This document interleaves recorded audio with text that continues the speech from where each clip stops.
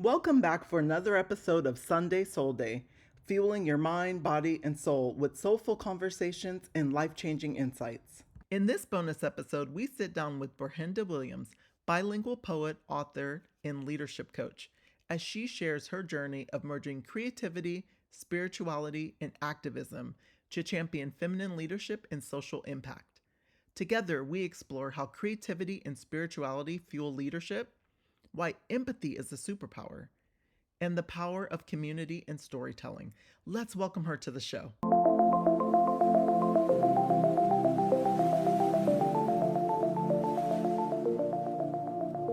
Welcome to Sunday SoulDay, Ber-Henda.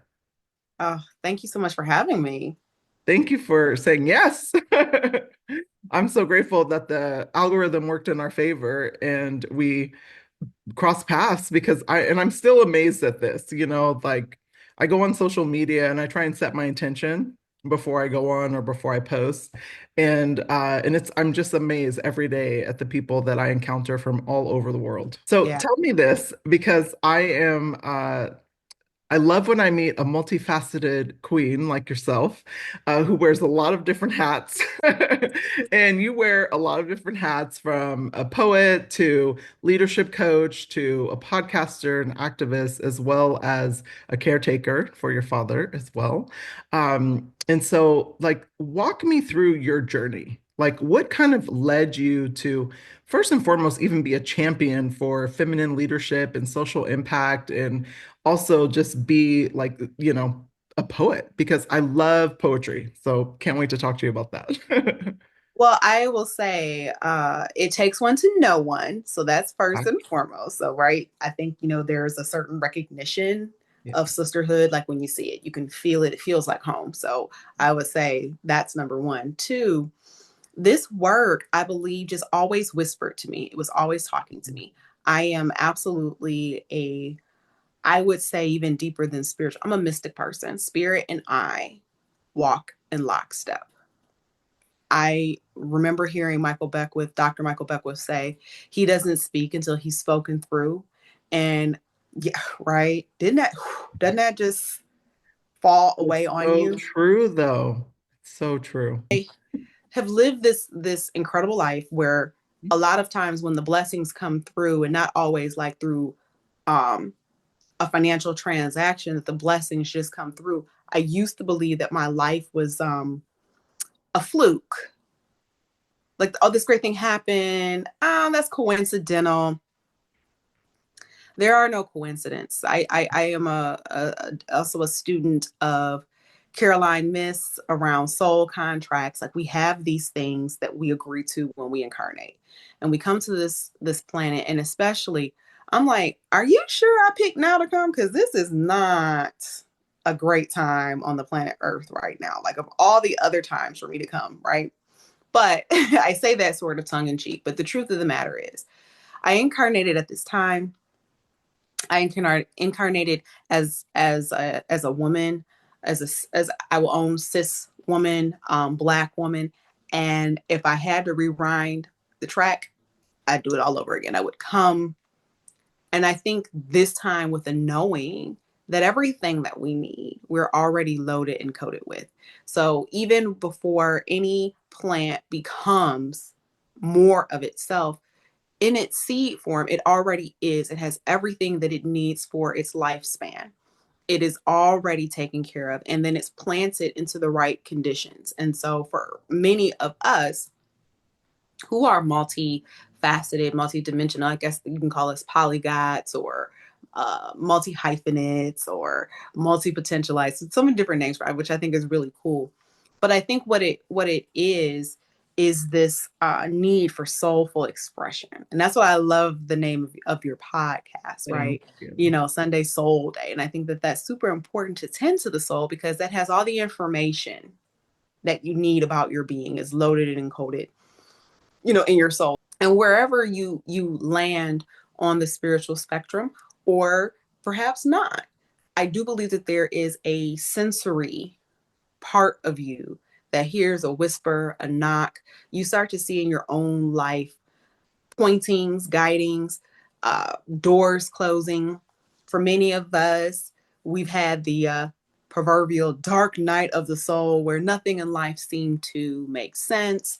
Our relationships seemed to be challenged, or they felt maybe shallow, and we're searching. And I think that's the power. Lean into the search. When the well has run dry, or you find yourself in a desolate place, what I've come to learn is that I'm not lost, I'm being redirected. And in the redirect is an oasis. There's always an oasis. There's always a place to stop. There's always a place to get refreshed. There's always a ram in the bush to support you. So I incarnate, and I think many of us do, over and over and over again, because my assignment is so vast. And I believe that now, with the podcast and the talk show, I have a platform now, and Substack. I have a I have a platform now where I believe I can fully live in a fully expressed way, because I can talk about a wide range of topics. And I know you've been in the coaching world as well, and I know many of your listeners may have been coached, whether it's an executive coach or a business coach. But I think a lot of times the old way of coaching was always around niching down, focus on one thing. And to a certain degree, I think for a season that could work for me, but no more. Answer your question, like what ignited.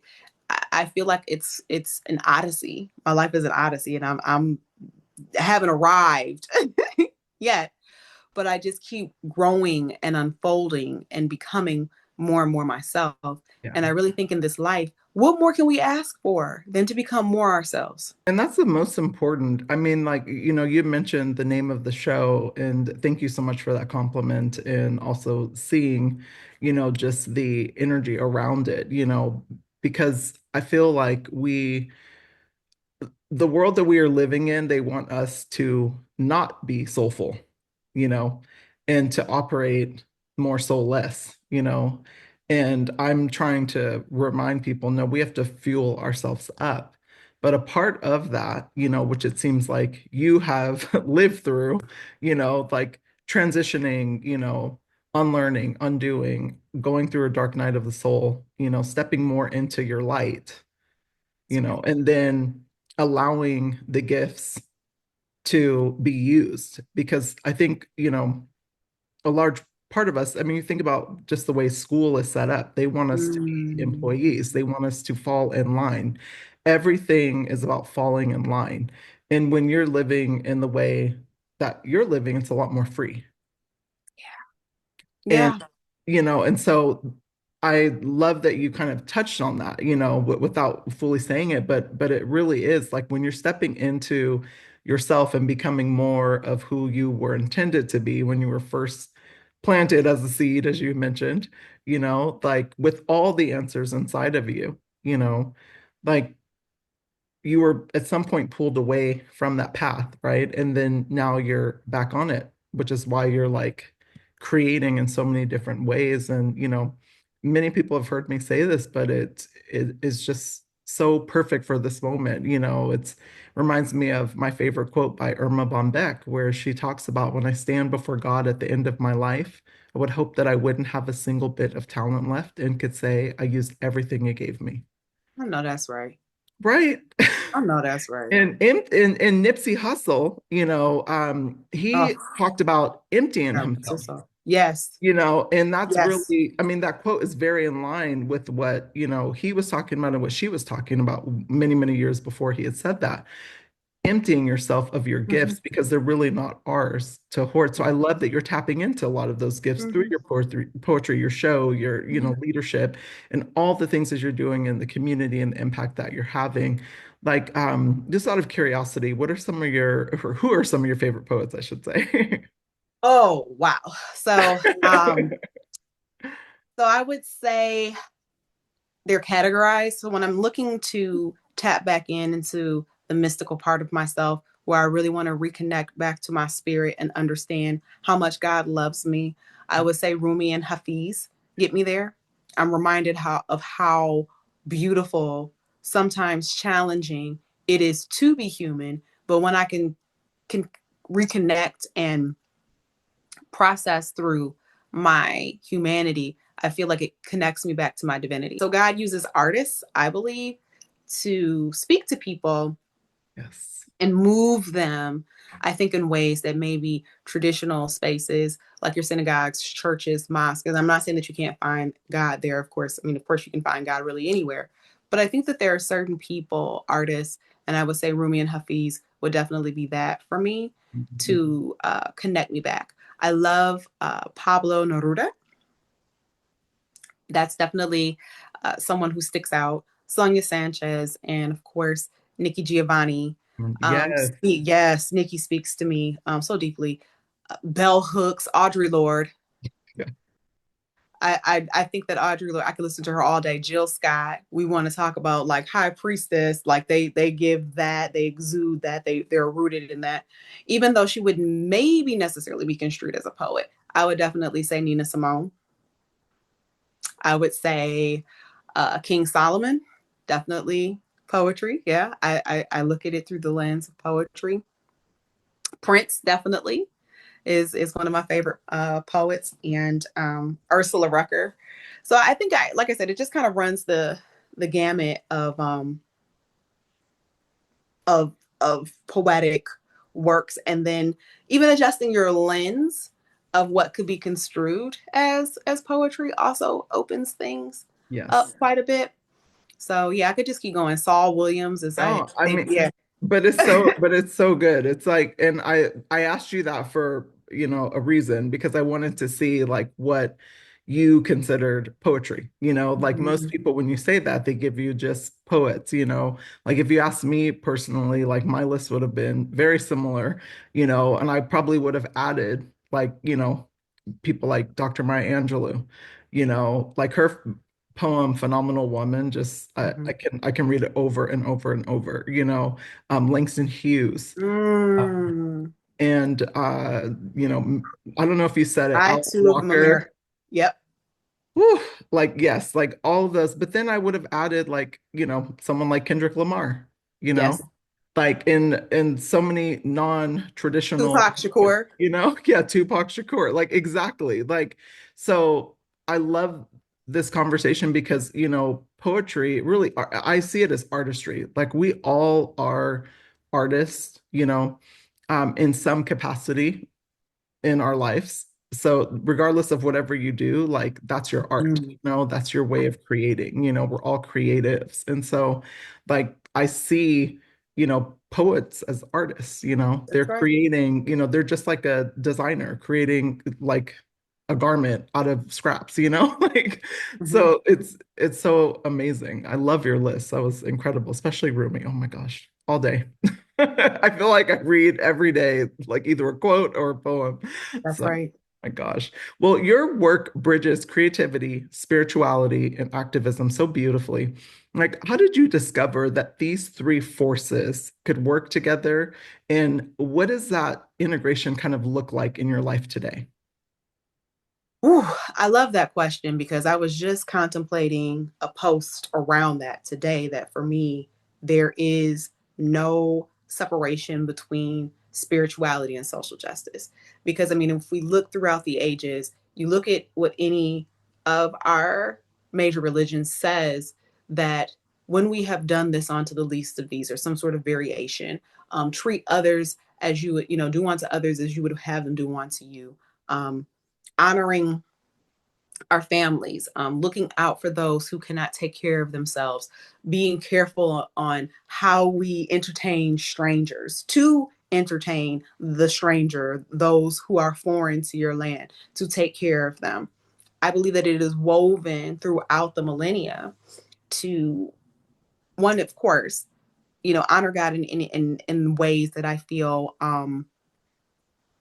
speak to you specifically in your relationship, but also our relationship with the earth and the relationship that we have with one another. Because if we say look for God on the inside versus the outer world, then every person that we encounter is an expression of God.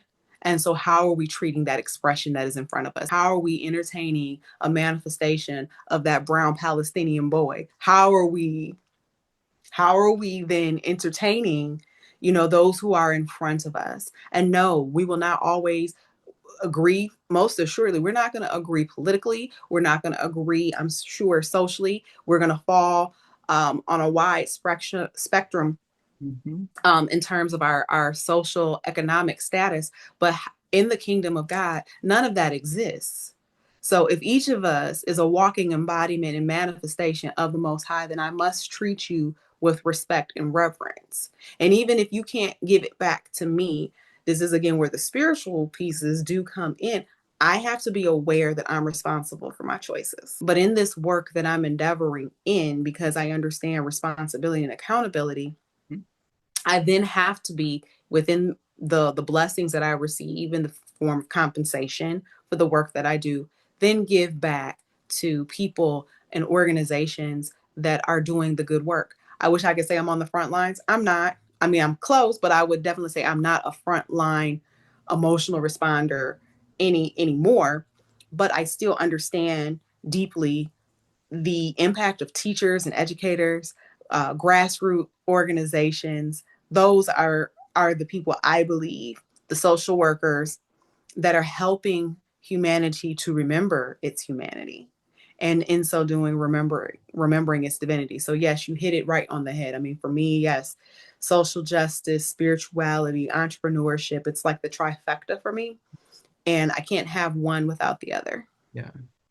I love that you are hopefully going to do a post on this because I think it's so important, like it's we live in this or world, and I talk about this often on the show and my, social posts as well, but I think that's where the divide comes in, the tension, the friction, and the hate, to be honest, opposite of love, but when you're living in the Mhm. and, it allows you a lot more space and openness and freedom and love, And so I love that you talk about, those three things, because you don't have to be one or the other.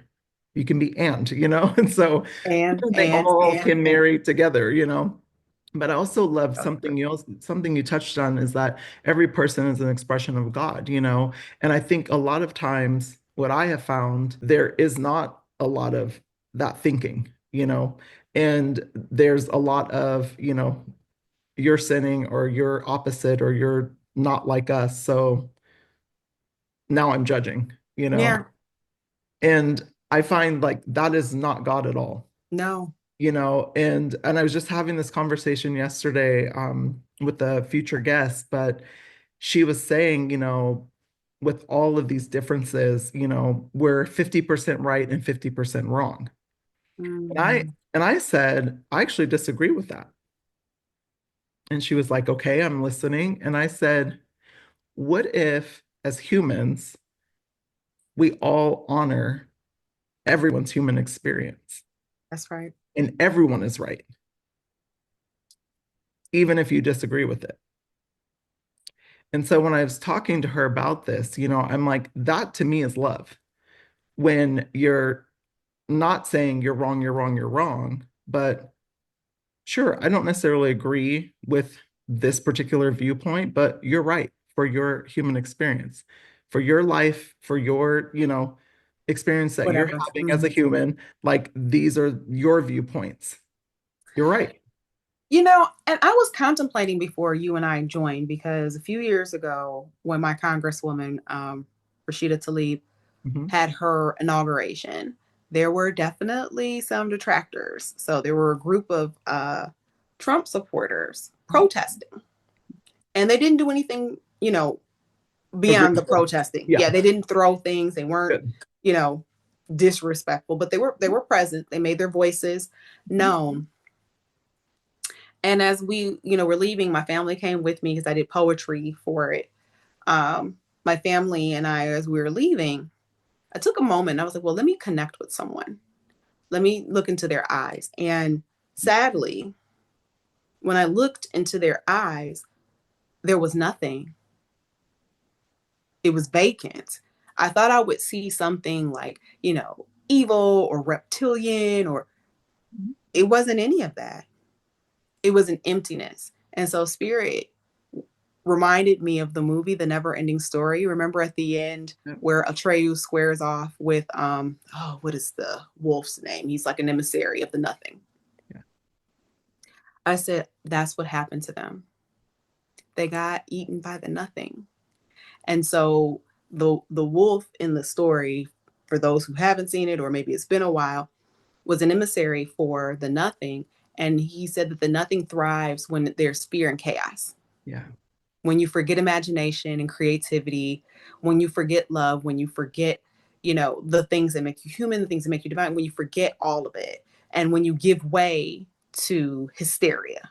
Yeah. And so their pain felt like it got met with an answer.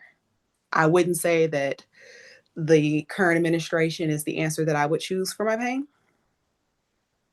but that administration has managed to speak to the pain points of a certain group of people, Yeah. The pain and the fear, the which is pain and the fear. completely opposite of love. And that's what I'm talking about. So it's like for their human experience, like, and most of us, and let's be honest, like none of us are higher than anyone. And we all experience fear-based, we've all operated in a fear-based living. We've operated in love in some cases, right?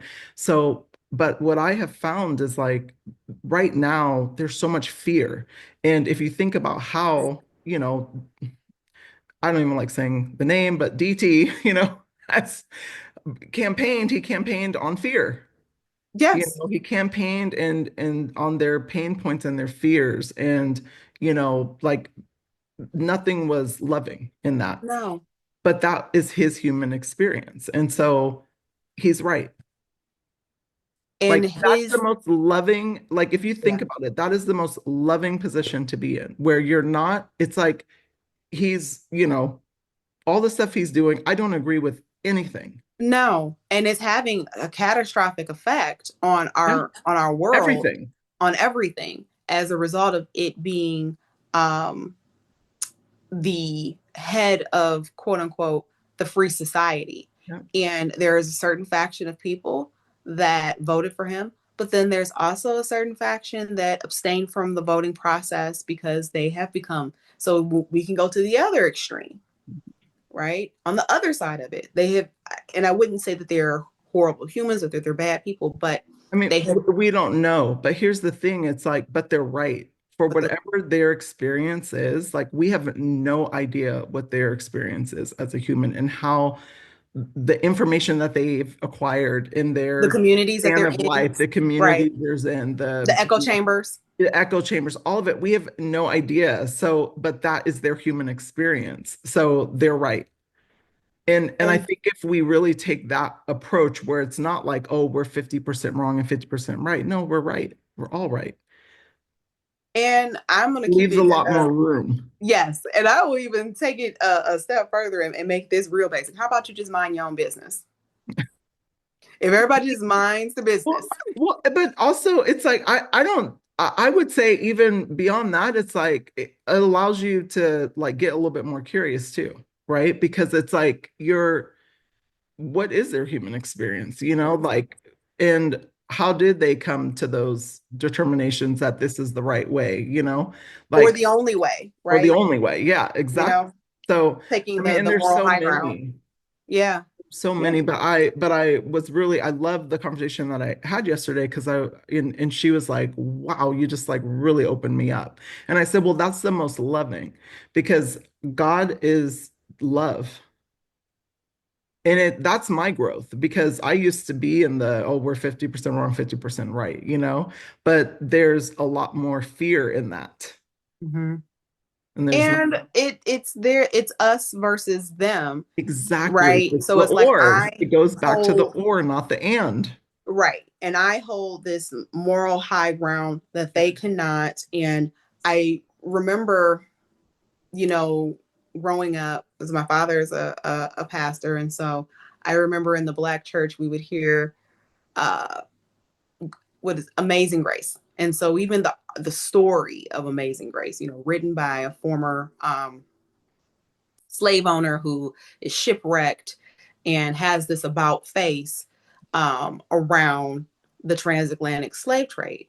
And so it makes me think about how and the permission that we have to give ourselves and to others to evolve. Because yes, this can be where they are today, but oh my goodness, are you who you were 5 years ago? Are you even who you were last year? So we don't know how someone's life script is going to play out, No. but what we can do is hold space for their highest good. And I think it's Prentice Hill that said that boundaries are the safest distance where I can love both you and Exactly. me. So Exactly. it's not that I have to be right up on you and to No. point and tell you what you need to be doing in No. order to be righteous, in order to be a good human. I mean, I would like for us to get rid of weapons of mass destruction. I don't believe on our planet that's anything that we need. No. Would I love to see more women in positions of power? Absolutely, because the countries who have feminine leadership, we saw through the pandemic, they got their numbers down and rather quickly. They have less conflict, like I'm talking about like the catastrophic, like war, where countries who are led by women. But even if you're not female identified, I do think that there's a feminine within you that Audre Lorde talks about. She says that the erotic within you is feminine. Mhm. And I do believe that within that erotic nature, and I'm not talking like just sexually, but that erotic nature, that nebulous power that cannot be controlled, does bring about a certain passion and euphoria and curiosity and desire to please and be pleased. So if we can move ourselves into that consciousness, Mhm. what a world we would be in. I mean, I would Absolutely. love to see what would have the world have been like if we had a council where we had Audre Lorde and Bell Hooks and Sonia Sanchez, like kind of the parliament of women. But you know what's so interesting is right now you kind of mentioned the pandemic, and I feel like and but please, I'm gonna try and say this with the most love and grace, so hopefully people don't take it too much out of context, but if they do, that's their journey. But I feel like the pandemic happened, and so many of us were trying to get back to, right? Mm-hmm. And not Mm-hmm. learning from the pandemic and what got us there. That's And right. so I believe right now we're in a pandemic We are. and we're witnessing it in human form. That is correct. And so a pandemic, what does the pandemic do? It breaks us down. Like I feel like so many systems have needed to be broken for hundreds of years that have not been broken that are now getting broken. Mm-hmm. Now, what's getting put in their place probably isn't for the, collective, right? But I will say that what's happening needs to happen. We need to have another pandemic so we can learn because we didn't learn from the first one. We didn't learn from the ones in the past. We didn't so we because we keep trying to hold on to what What was was. And that instead in world. fear, going back to fear, in fear of what can be. And so I think what's happening right now is so many things are getting broken. So then Mm-hmm. we can rebuild and we will be rebuilding at some point. I just don't know what that's going to look like, but I will say that I still hold on to the humans that are working on themselves, living in love, that are operating more in love than fear, to help rebuild. And so that's what I see. And I would say for me, my perspective is something new is emerging. I Yes. don't know that it's a rebuild. I think there's just a dismantling and something new will come in its place. No, And when that's what I mean. Yeah, yeah, exactly. yeah, No, something new, exactly. just altogether new No, is going to, altogether new. Like, and that's what I mean, rebuilding it in a new way that we've never yeah. witnessed. And I'm still I'm sitting, excited. with this because I think a lot of your listeners are probably like you and myself, where we're like visionary. And I think that there are so many different ways to play. Like, I love the work of Deepa Iyer and her social justice framework. And then there's different ways, different archetypes that you can play in. So there's weavers and visionaries, and yes, you have the folks on the front lines who are like the disruptors. And I'm not sure if that's the right word for it, but in any case, your people go listen to it, go Google Deepa Iyer. Her framework is absolutely amazing, and I think that helps. I believe this human need when we see suffering, the compassion piece. It's like, okay, I see the suffering of another. What can I do to alleviate that suffering? And how you participate in the alleviation is going to be different. We all have different gifts, skills, talents, and abilities. So the way that we alleviate will look different. So I use my talk show as a platform. So I invite teachers, social workers, other community advocates, and I give them their flowers. I literally give them flowers that are sourced by a Black woman, and I give them their flowers. Now, is that a big thing? No, but I feel like appreciation, when people know that they're appreciated, that they're seen, that they're loved, who especially who do thankless work. Or I have a teacher who is educating in a predominantly Mexican Latino neighborhood, and unfortunately, the children and many families there are affected by ICE raids. Yeah. So going to school is not safe. Deportation is at an all-time high. Not that it was lower under previous administrations, but it was still a bone of contention in that community. And because of taxation and inflations, just basic things that she needs for her classroom have become more difficult to acquire. So I said, you know what? Come to my show and we'll talk about it, and we'll see what we can do to get people to bring things like from your list to the talk show.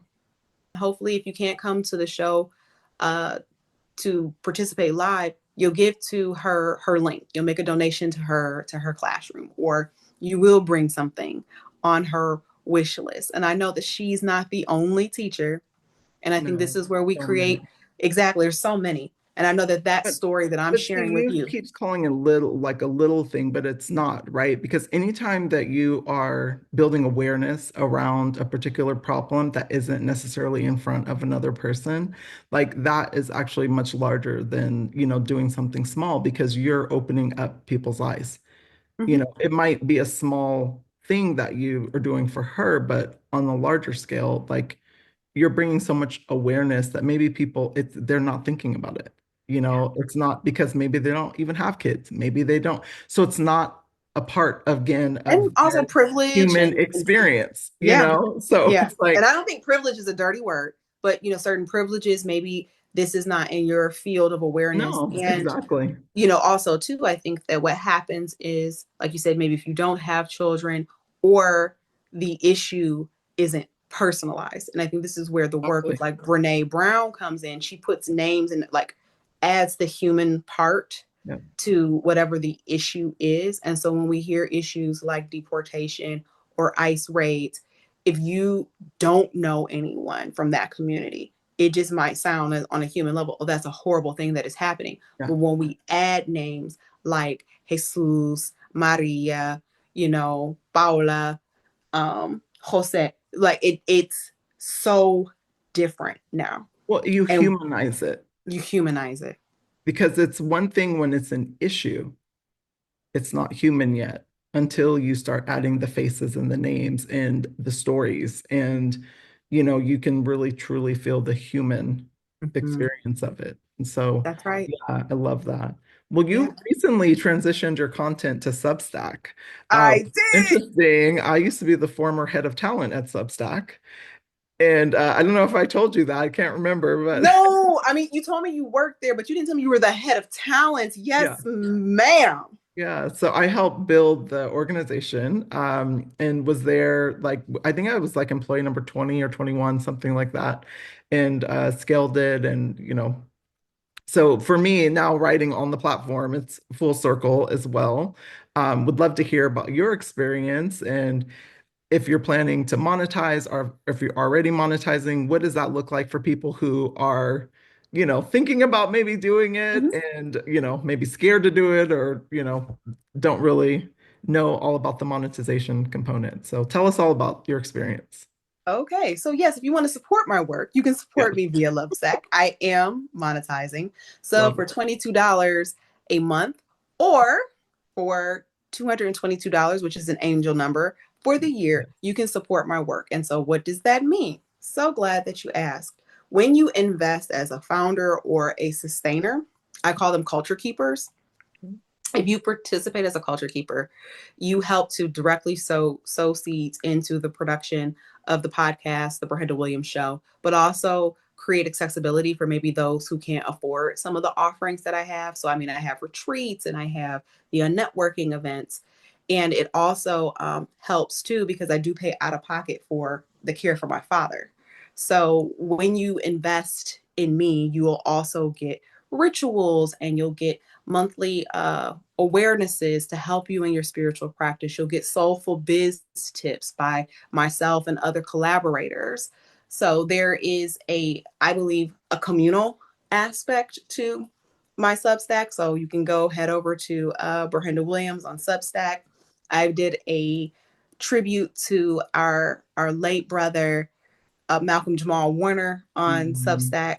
Yeah, that one I think got many of us. Oh It yeah. I mean, it definitely was like our childhood, like I had the privilege of meeting him and I had posted the picture and I just was like, I mean, it's in his early 50s. Was he 54? Like, 54. I mean, I can't even imagine what his family's feeling, but also too, like just what a beautiful human, and all the things that he had done. I think a lot of people, because he wasn't so loud with all the stuff he was doing, he's doing so many incredible things, So I tried to recap them in my little post I did, but he was even more than what I wrote. So And it I'm is sure, I lost. mean, none of us can really encapsulate such No, a so hard. luminary, Yeah. right? I mean, he's just so bright and brilliant. Yeah. But I love working on the platform. And I mean, for your listeners, so I mean, we can talk shop for a moment. So what I love about Substack, and this is not necessarily an endorsement, but what I do love about Substack versus some of the other platforms. I mean, yes, you can go to Mighty Networks and Circle.co and Sutra and I don't know, Clubhouse. I believe it has all of the same features that many of the other platforms have if you know how to use it. That but it's free. Like you can go there and I believe find community. You can find fellow writers. You get so many introductions, I believe, into good work. And I mean, the Black women on there, OMG. Amazing. It is. I mean, the master classes that they offer, the writing workshops that they have. I think there's even a hoodoo woman on there that was bringing old PBS documentaries Oh, good. into the. And I'm like, Poetry. yes. I mean, just things that maybe I wouldn't necessarily think about, Yeah. but it's really up to your own creative imagination on how you want to use the space. Yep. And I feel like it's safer and I think braver. that's a great point. It's like it's up to your creative capacity. Like whatever like, and anyone can write. Like this is the other thing I like about it. It's like, for coaches, for, entrepreneurs, just even a mom, who wants to blog about her family, like there's Mhm. whatever you want to do. It's like you own that creative space, and it's, contained. So, that's the other thing I love about it. It's like whether, again, like I said, you're a mom, you're creative, like you own your email list, like they don't own it. You can not monetize, you can just ask for donations or not. You can make it free, or you can, monetize like Brenda, So, um, but I love that you touched on that because I was going to ask, like, there's so many different platforms between MailChimp and all the ones you mentioned, and, Mhm. Kit and all these other ones, like, Been what there, done that. drew you? Yeah, it's like what drew you, to that. But it is, and I think the other component that is so wonderful, I would say, about it is that there is a real community behind it of really like-minded people who are doing the same work. Like Yes. maybe like different subjects, but everyone on there enjoys reading, enjoys writing, enjoys, so you find this little like community of people. I've been introduced to incredible people just through writing, and That's it. that tag me after or send me a little note saying like, what my piece did for them, or, like I've gotten guests from the show. Like, I mean, amazing. So, and I think it's a lot different than maybe like an Instagram, Yes. where it's harder to find like-minded people. It's like a lot more work. And I think the thing from, at least for me, what's happening on my Instagram feed, and of course, this is, it sends you more of the content that you consume. It is more around the devastation that's Yeah. happening in Gaza. And so that's what comes No through matter and how makes me, much you curate, it yeah, still no matter, comes it's through there. still, Yeah, yeah, it still comes through there. And exactly. I'm not saying that we should check out of it. Awesome. However, I do feel like part of resistance is joy. So Yeah. part of revolutionary work, you have to find pockets of joy. You have to find places that are Awesome. liminal. You have to find places where joy and love and laughter and creativity can also thrive. Because, if not, it can turn into rage. You can become, susceptible to despair if we do not have places where we can activate our gratitude, places where we can be in community and be witnessed in our mourning and our grief, because it can be so heavy. So I think there has to be a harmony, because I don't necessarily believe in balance, but there has to be a Either. harmony, a Yeah. harmonious, way in which we, Operate. yeah, Yeah, absolutely. 100%. Mm-hmm. Like, what is the hardest part about building a business with the spiritual component? Initially, I thought it was because nobody gets it. And I think that for me was a misnomer. I had to learn how to find my people. Well, better flash my flare, my light, so that my people would Yes. find me. Yes. So I think the more you lean into your work, your calling, the why around your work, but the impact of your work. So wherever you are in your entrepreneurial journey, so maybe you might be just starting, maybe you could be, 20 years in. Many of my clients, coaching clients, are, I would say, at least 5 years into full-time entrepreneurship, a minimum of 5 years. And so yes, they are scaling, but I think for them, what they have not tapped into was their empathic nature, their spiritual side. So they were, yes, working for themselves, but still brought corporate ideologies or nonprofit ideologies into the work. And here's the thing, you're free from the matrix now. So just like how Morpheus was telling Neo, like there are certain rules, but then certain rules can be bent and there are Yeah. some that can be broken. Love that you use that because that's exactly what I was thinking. No, it's so true though. And I think too, it's like we're so driven to get to the money, So it's like, how can I quickly make money? Because now I've left this, quote unquote, safe environment. People used to think having a job was safe, and it's not. It's It's not. been proven over and over and over how they can have a massive layoff at any moment. I mean, But laying you too still have like contracts. Like, 18,000 that's people right. in one, that should let everyone know it's not safe. So really finding your rhythm in it, but also like tapping into your full alignment. And so that's something I talk about. It's not just, money, mind, Mm-hmm. body, but it's also your soul, and also your heart. Yes. And so like Yes. that alignment. Yes. Every For part of women, you that makes you human. yeah, no, I love that. But it's like for women who kind of feel called to lead with love, creativity, and conviction, maybe are unaware of where to start. Like, what wisdom would you offer them? They can begin to just use their voice and So I'm gonna ask them to tap into, I believe, an untapped resource, okay, your rage and your anger. talk to me What about that. pisses you off, what gets you really upset. Because anger is like a mask emotion, because when we're angry, something that we care deeply about has been harmed in some way. Good. So that will be an indicator of what you value. So if someone is traipsing on, and I'll just use an example of elders, uh, water, education, accessibility for those who may be working with disabled populations, or a lot of my clients are coming out of nonprofit. They're becoming consultants for nonprofits, and in some cases for profits, to help with their philanthropic efforts in the nonprofit, in the for-profit sector.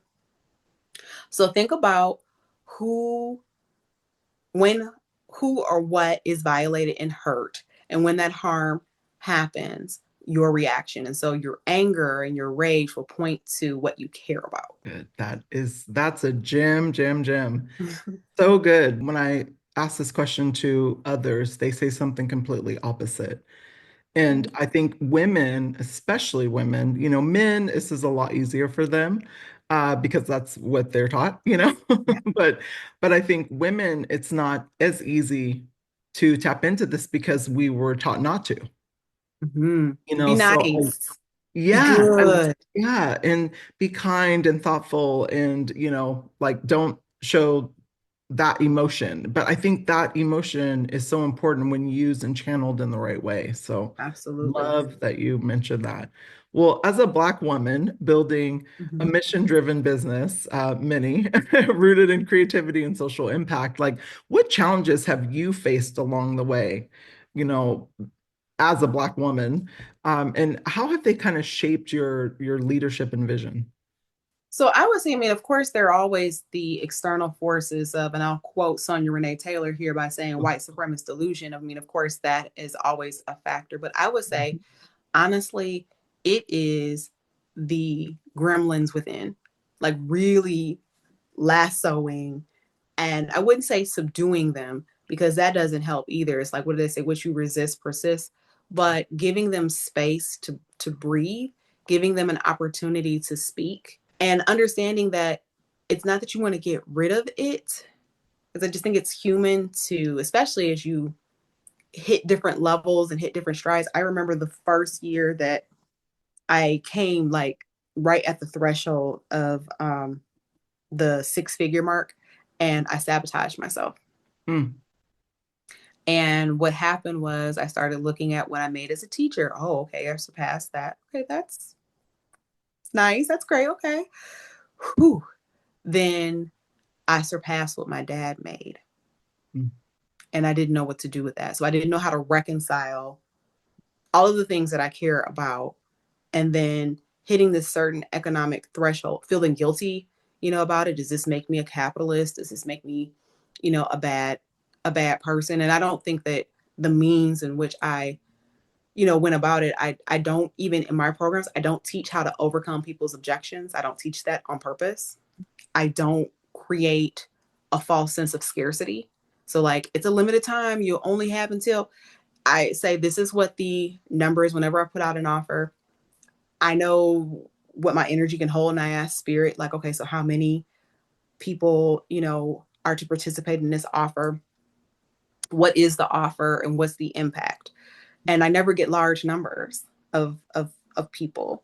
And so for me, it's not a push to get people to sign up and register, for my offering, but rather it is an invitation to be a blessing. And so how does this bless someone? And so yes, is there a financial exchange? Yes, there is. What I am hoping that I'm endeavoring in is creating community, creating an ecosystem so that we are all supporting each other. I love when I see clients doing similar work, doing email intros or like text exchanges, because I think that there's something very powerful when you realize that you're not alone, or that you truly are bigger than the sum of your parts.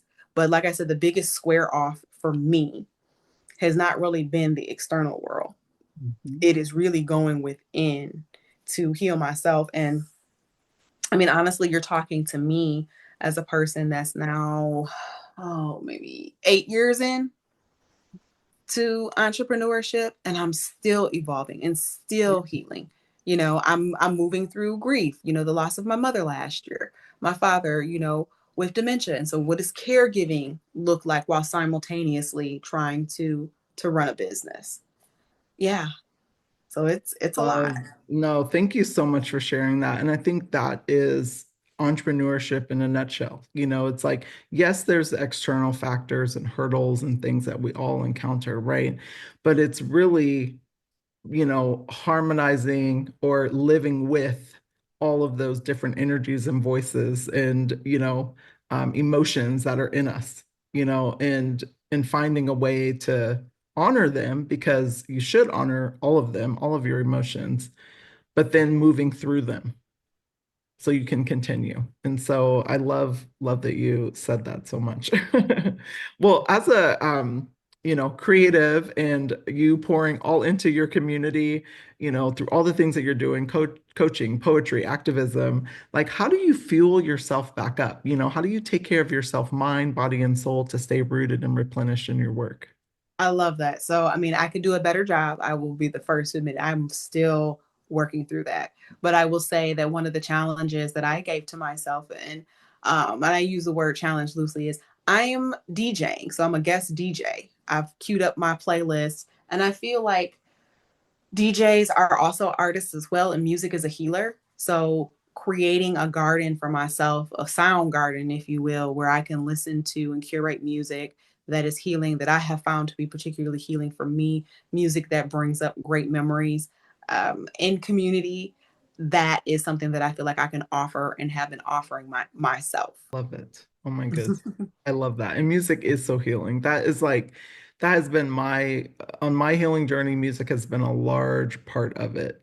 So many things, but I would say if I had to put one at the top, it would definitely be music. So love that Mhm. you're doing that for yourself. And we're always evolving and taking care of ourselves. What worked for us, last year or even a month ago doesn't necessarily always work today. And so one of the ways that I work with people, and also, folks have heard me say it on the show many times, is really like doing what works for you, but also like remaining flexible.